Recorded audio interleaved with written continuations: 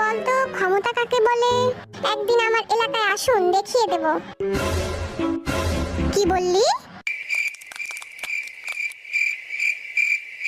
গেল রে, এইবার আমার অবস্থা খারাপ হবে। এইসব বাদ দেওয়া যাক, ক্লাস শুরু করি তাহলে।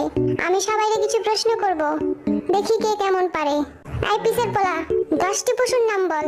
5টা গরু আর 5টা ছাগল স্যার। কি? Oh, no, no, no, no.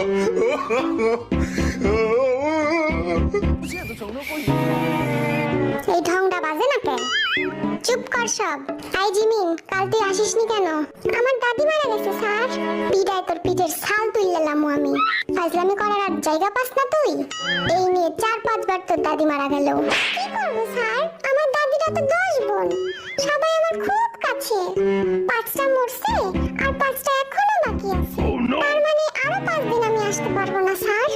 এই জিমিন খালি মিশা কথা কয়, বুঝলি? আইবি বল, আমি যদি তোকে 7টা বিড়াল আর 3টা কুকুর দেই, তাহলে তোর কাছে মোট কতগুলো প্রাণী হলো?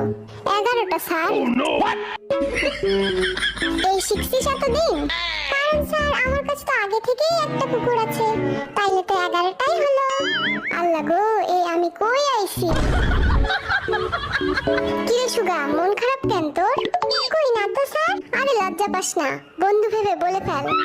কাল 1 ঘন্টা মিমের জন্য কোচিং এর বাইরে দাঁড়াইছিলাম, কিন্তু মিমের দেখা পাইলাম না। এই তোর লজ্জা শরম নাই? তুই স্যারকে এসব বলতেছিস? স্যার আপনিই তো কইলেন লজ্জা না পাইতে। চুপ কর বেয়াদব।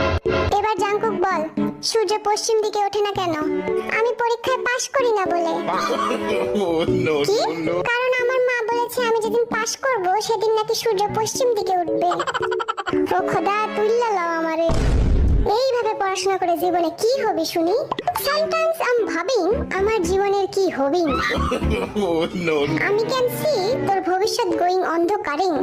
সো ইউ হ্যাভ টু পড়াশোনা রেগুলারলি। আমাকে আমার